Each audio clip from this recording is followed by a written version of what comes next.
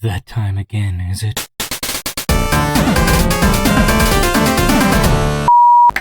Back at it again with another piece of shit video. Hello! So, full disclosure, the original intent of Patchwork was to discuss story shit, plot holes and tropes and whatever, and suggest fixes to those, because everyone and their dog talks about gameplay shit. What happened, right? Anyway, yeah, I'm happy to say that's the majority of what I want to talk about with Final Fantasy 15. But in fairness to Xenoblade Chronicles X, we'll just get the nitpicky gameplay shit out of the way first. The mechanics are a big step up from the shit show that was XBCX. Sounds terrible, but that's not saying a whole lot. You have proper attacking and movement controls and can switch out weapon types mid-fight to get some semblance of combos going, which feels alright. And work together with your team fucking properly, which gives you some bonus damage and whatever. So it's got some shit like, what the hell is a link strip? What's going, hang on, how did I, where the, okay, fuck me, I guess. Also, you can fucking heal. How about that? It's almost like that makes fucking sense! Incredible! A game where I take damage and can actively heal that damage that I take? What a goddamn revolutionary idea! It's not like that's been in every game in the history of forever for a reason or anything. Jeez! All that said though, it's Square Enix, so they try to make every movement you do be a fucking movie. You better have a snack, bitch, cause you're locked in every time you hit a button. God help you if you want to dodge out of a combo partway through. As well, no matter how badass and leveled you are, it never really feels like enough. Throughout the whole game, you'll never really feel like you got very powerful, and things will just toss you around like a sack of shit. Also, this is kind of a personal thing, but aiming the spell bottles, flasks, is a pain in my dick, and Lord help you if you try to use them anytime in the middle of battle. You'll just blow yourself the fuck up. Damn it! But warp striking is cool, so whatever. Also, you can actually dodge and shit. Wow! And this parry thing, which feels awkward sometimes, but whatever, it's something. Oh, and hey, quests are pretty clear cut. Hey, you got a hunting mission? Looky, there it is. Oh, it's dead neat. Go back, turn it in. Ha, it's done. Wow. Gotta collect some gems? They're in this area in specific rock formations. Got it? Okay, nice. Head back. Whee! Gosh dang, I love getting these small menial tasks out of the way. Also, the fact that you just kind of come across some quests is kind of neat. Not a huge variety as far as these types go, but still, they're simple and you get them just by exploring, so there's that built-in incentive to look around. Oh boy! All in all, finding and completing quest objectives is much more streamlined than in Xenoblade Chronicles X, i.e. they're actually bearable to do. Hooray! And that said, while the world is huge, there's a ton of invisible walls and overall clunky exploration controls, making it a bit of a pain to get around. As well, it's pretty sparsely populated for how big it is, and what is there can feel real samey if you grind away at it for too long. Which brings me to the big, throbbing meat of this videographic endeavor. Story! First off, if you want to, you can just rush the story quests. Holy shit, right? You can just go through the plot of the fucking game if you so choose. How fucking groundbreaking! Except it's not, and practically every game fucking ever does that, aside from MMOs, which play like shit. Yeah, I said it. Eat me. I'll fucking fight any one of you. Think I won't? Huh? Atrophied ass, bitch ass nerd muscles can't do shit after you've been grinding away for your legendary armor or whatever it is these kids do these days. Just fucking press 1 to 9. 1 to 9, that's it. Don't even gotta move. Just does all the work for you. Crunch numbers. Fucking just do your fucking math homework, idiots. Just as engaging. May as well be playing fucking spreadsheet simulator. Cuck ass piece of shit. Anyway, bold move on Squeenix's part to go with an extended universe thing off the bat with this game. You know, with things like Kingsglaive, the anime thing, a couple smaller scale games released before or around the full game was released to flesh out the world. Which, don't get me wrong, it's neat and it's great to have multiple outlets through which to explore this world, because look at it, it's fucking gorgeous. There's gotta be a lot of shit in it. I say it's a bold move because typically that's something devs would do once the core material is established and in the hands of the public. Usually, you know, to gauge audience interest in seeing more of the aforementioned material. And it really seems like they had intended to do a lot more with the game's story than ended up making it to the final game. It's a very slow burn for a good majority of the game, with bits and pieces that remain mostly a mystery. And all throughout, you'll have the feeling that they'll come into sharper focus later on. It keeps introducing new things which are seemingly unrelated, and you expect it to come together at some point to make everything feel like a grounded world and plot, but it never really does. You spend so much time in the beginning essentially dicking around until, whoops, the Empire attacks and everything sucks. They steal the crystal and kill your city. Fuck! Admiral Buddy Boy shows you some tombs and you get collecting the kings of old's powers. Shit's ramping up, boy. Then you get to a city, knock get some brain boo-boos, and you go see a god because that's a thing that makes sense. And the god apparently talked to your long-distance GF and tries to punch the fuck out of you, so you kill him. Or the Empire does? Who fucking cares? And then a spirit lady tells you to talk to Lightning Boy by touching rocks? Okay. And he's all like, well, I'll roast your buddies, but only sometimes. Peace out, dude. But the whole time your objective is to get to a boat to go overseas to where you're supposed to meet your girlfriend anyway. So what the fuck is the point of all this shit? You finally get there and shit goes whack. You go supersonic and fight perfect chaos and then the game fucking railroads you right to the end. Literally, you're on a fucking train until you get to the enemy city. And in the midst of all this clusterfuckery is when you get all the plot jammed up your dickhole at once by fucking Shiva, who was Spirit Girl the whole time. And also Luna's best friend because all while still on the train with the big baddie just standing there fucking frozen. Meanwhile, the gods still don't really fucking matter very much. The old king's powers just come to you regardless of whether or not you actually found them because of plot power-ups. Fuck off. Then there's this shit. The switch in pacing is extremely jarring and really feels like they had to rush to fit in whatever scraps of story they could. But it took fucking 10 years to come out, so what the hell? That long and you couldn't even decide on what the fuck the story revolved around? Jesus fuck! By the time you even get to the Empire City, you've forgotten that the crystal was even important to begin with. Should never forget the central story element of a fucking story, damn it! Don't get me wrong, I understand that things change during the development cycle, but Jesus Christ, it feels like they slapped together the shredder remains of 4 different projects in the span of a couple months. There's all this implied buildup and tensions and relationships that are clearly supposed to come to a head and just kind of fucking don't. Like Noctis's whole deal with Luna, there's just no interaction for fucking forever and then suddenly their arc is over.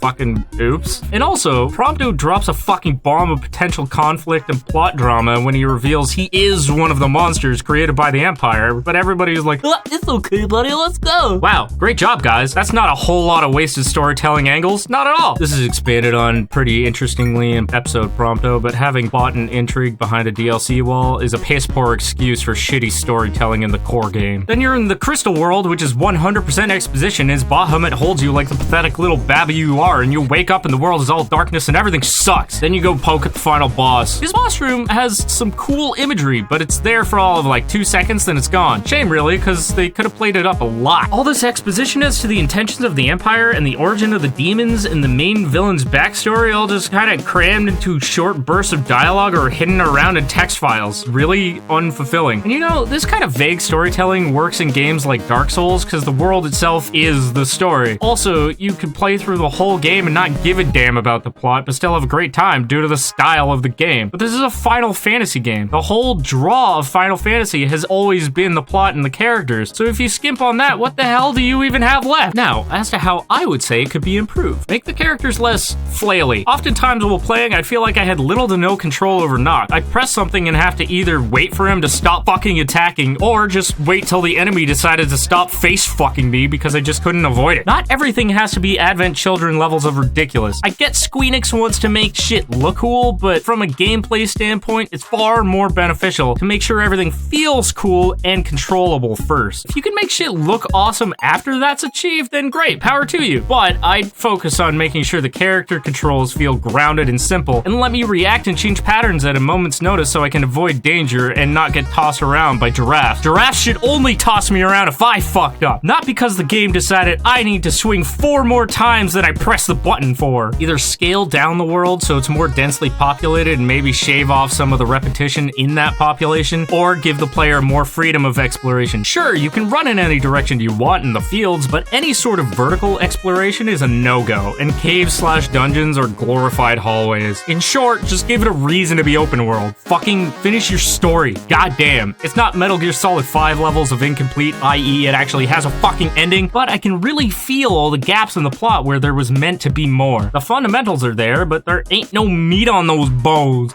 Give me that meat, girl, damn. To that end, decide what's important. If anything felt like it carried any weight in the plot, it would feel a lot more complete. But as it stands, I never felt the danger the Empire presented, the impact the gods had on the world, or the reason I was meant to be looking for the old king's tombs. It all just felt like shit tacked onto an overall pretty hollow narrative. Personally, I would have liked the game to have focused purely on the Empire, why they wanted the crystal, how they even took it, what they were using it for, and the creation of the demons. Those elements would make for a pretty compelling story all on their own, and would prevent the issue the game currently has of being all over the place and confusing. And that should have been the highest priority. It is a Final Fantasy game after all. I don't give a shit about it being open world. I could and absolutely would forego that if the plot was good. And it isn't bad, it's just barely there. There isn't the same level of depth I would have expected, especially for something in production for so long and as hyped as big as it was. Here's a couple ideas. Start off in Insomnia, day in the life of Noctis style shit. Introduce your characters and concepts gradually. As it stands, the tutorial is just jamming info down your throat rapid fire, and it's a bit overwhelming. Also, it gives you zero context to give a shit. Have the combat tutorial effectively the same situation, but have a build up to it. Having Gladio come get you saying something to the effect of, "Come on,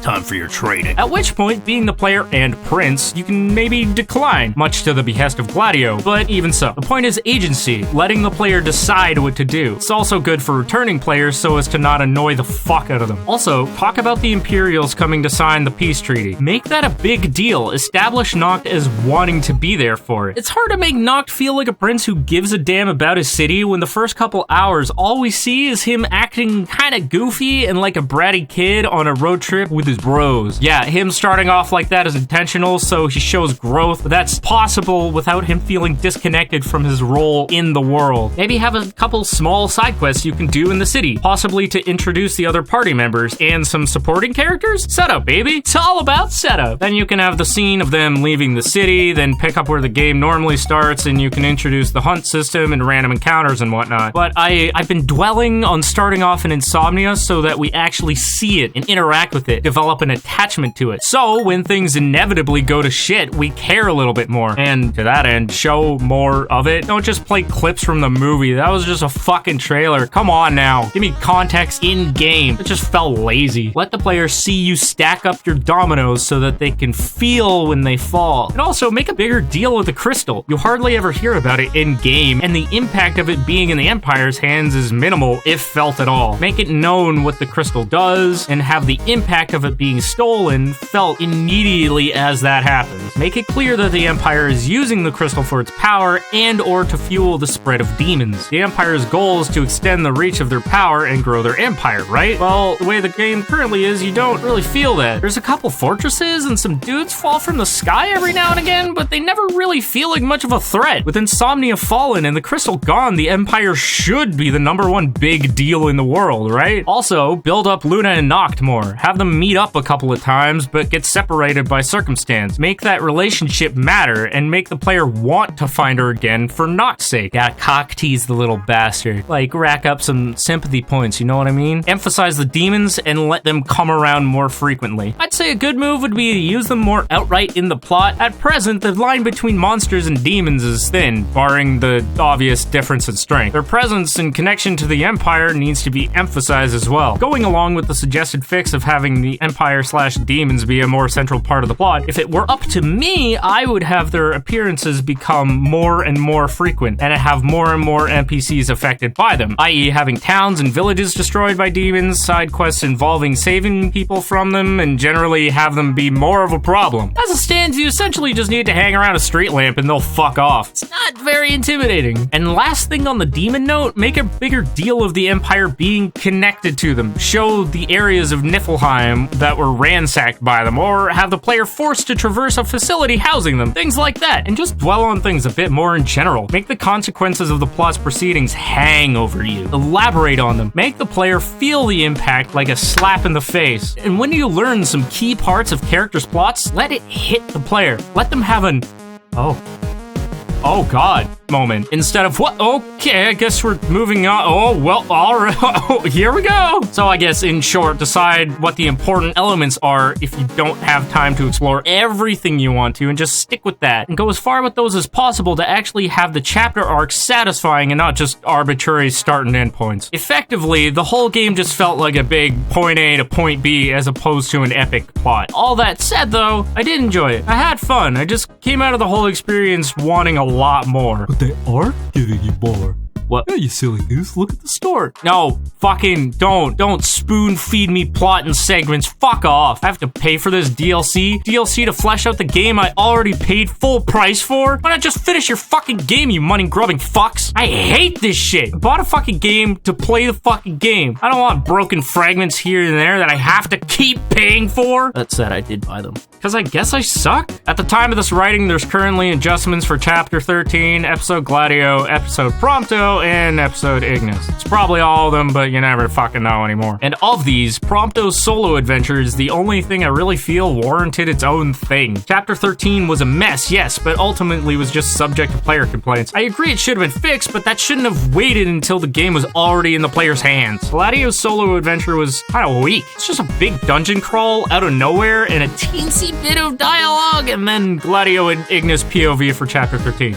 That's it. It honestly should have just been in the core game, and also should have lasted a bit longer between main story quests. Felt a bit like Gladio left and then just came back immediately, and you were left to just kind of be like, okay, but why'd you leave it all then? Also, what the fuck is up with you and cup noodles all of a sudden? And Ignis's mostly fills in some gaps when in Altissia and how Iggy's crazy injuries happen, which, while kind of neat, well, and it has multiple endings, which makes no fucking sense, because it's in the middle of the fucking story and has no impact on the core game. What the hell? Prompto's solo adventure was pretty sick, honestly. Gave you a lot of new info, the gameplay felt a lot tighter than the other modes, and the adventure would just kind of felt bigger. It felt like it mattered. Just go play it. I really liked it. Maybe I just like Prompto a lot? Maybe? Fuck? So anyway, yeah, video's over. Click here to subscribe, click here for more patchwork, and click here for other videos. And hey, I have a Patreon. Check that shit out. You can get neat shit like access to a Patreon exclusive Discord group, behind the scenes goodies, and early access to an as of now secret huge project. Holy fuck! And more coming in the future. Jesus shit! Give her a look, please, if you like the things I make and want me to make more at higher quality and more frequently. Supporting me on Patreon is the best way to achieve that end. Thanks!